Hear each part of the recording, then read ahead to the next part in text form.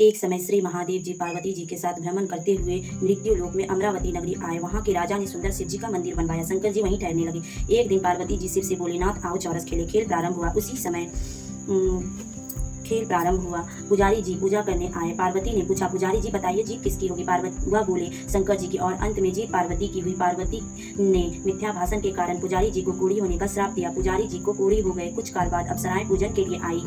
पुजारी जी से कोढ़ी होने का कारण पूछा। पुजारी जी ने सब बात बतला दी। अप्सराएं बोली, पुजारी जी तुम 16 सोमवार का व्रत करो, महादेव जी तुम्हारा कष्ट दूर करेंगे। पुजारी जी ने उत्सुकता से व्रत की विधि पूछी। अप्सराएं बोली, सोमवार को व्रत करें। संध्योपास उपरांत आधा सेर गेहूं के आटे की 3 अंगा बनावे और घी गुड़ दीप नैवेद्य बेलपत्रिका से पूजन करें। बाद में 1 अंगा अर्पण कर शेष 2 अंगा प्रसादी समझ वितरित कर प्रसाद लें। इस विधि से 16 सोमवार का व्रत कर 17वें सोमवार को पांव से गेहूं के आटे की बाटी का चूरमा बनाकर भोग लगाकर बाद में फिर सकुटुम्ब प्रसाद ग्रहण करें। ऐसा करने से शिव जी तुम्हारे मनोरथ को पूर्ण करेंगे। यह कहकर अप्सराएं स्वर्ग को चली गई। पुजारी जी यथाविधि व्रत कर रोग मुक्त हुए। पूजन करने लगे। कुछ दिन बाद शंकर पार्वती पुनः आए। पुजारी जी को कुशलता पूर्वक देख पार्वती ने रोग मुक्त का कारण पूछा। पुजारी जी ने कथा अनुसार पार्वती ने भी व्रत किया। फलत वह अपसत्र कार्तिकेय जी माता के आज्ञाकारी हुए। कार्तिकेय जी ने भी पार्वती से पूछा कि क्या कारण है कि मेरा मन आपके चरणों में लगा। पार्वती ने यही व्रत बतलाया। कार्तिकेय जी ने भी व्रत किया। फलस्वरूप बिछड़ा हुआ मित्र मिला। उसने भी कारण पूछा। बताने पर विवाह की इच्छा से यथाविधि व्रत किया। फलत वह विदेश गया। वहाँ राजा की कन्या का स्वयंवर था। राजा का प्रण था कि हथिनी जिसको माला पहनाएगी उसी के साथ पुत्री का विवाह होगा। यह ब्राह्मण भी स्वयंवर देखने की इच्छा से एक ओर जा बैठा। हथिनी ने माला इसी पंडित को पहनाई। धूमधाम से विवाह हुआ। तत्पश्चात दोनों सुख से रहने लगे। एक दिन राजकन्या ने पूछा, नाथ आपने कौन सा पुण्य किया जिससे राजकुमारों को छोड़ा? हथिनी ने आपका वरण किया। ब्राह्मण ने 16 सोमवार का व्रत सविधि बताया। राजकन्या ने सपुत्र प्राप्ति के लिए व्रत किया और सर्वगुण संपन्न पुत्र प्राप्त किया। और बड़ा होने पर पुत्र ने पूछा, माता जी किस पुण्य से मेरी प्राप्ति आपको हुई?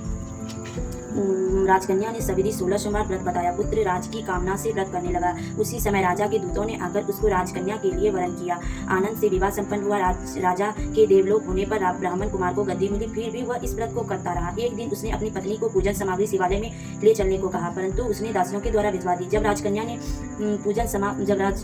जब राजा ने पूजन समाप्त किया तो आकाशवाणी हुई कि इस पत्नी को निकाल दे, नहीं तो यह तेरा सत्यानाश कर देगी। प्रभु के आज्ञा मान उसने निकाल दिए। रानी भाग्य को कोसती हुई एक नगर में बुढ़िया के पास गई। दिन देखकर बुढ़िया ने इसके सिर पर सूत की पोटली रख बाजार में भेजी। रास्ते में आंधी आई, पोटली उड़ गई। बुढ़िया ने इसको फटकार कर भगाया। वहां से तेली के पास पहुंची तो सब मार्च चटक गए। उसने भी निकाल दिया।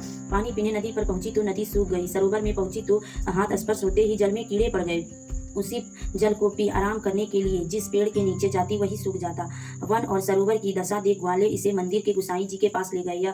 यह देखकर गुसाई जी समझ गए कि यह कुलीन अबला विपत्ति की मारी हुई है। धैर्य बांधते हुए बोले, बेटी तू मेरे यहाँ रह, किसी बात की चिंता मत करना। रानी आश्रम में रहने लगी, परंतु जिस वस्तु से उसका हाथ लगे उसी में कीड़े पड़ जाए। दुखी हो गुसाई जी ने पूछा, बेटी किस देव की आराधना से तेरी यह दशा हुई? रानी ने बताया, मैं पति की आज्ञा का उल्लंघन कर महादेव जी के पूजन को नहीं गई। गुसाई जी ने शिव जी से प्रार्थना की। गुसाई जी बोले, बेटी तुम 16 सोमवार का व्रत करो। रानी ने सविधि व्रत पूर्ण किया। व्रत के प्रभाव से राजा को रानी याद आई और दूतों को उसकी खोज के लिए भेजा।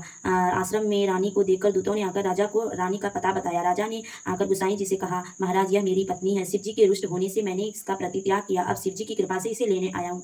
कृपया इसे जाने की आज्ञा दे। गुसाई जी ने आज्ञा दे दी। राजा रानी नगर में आए। नगरवासियों ने नगर सजाया।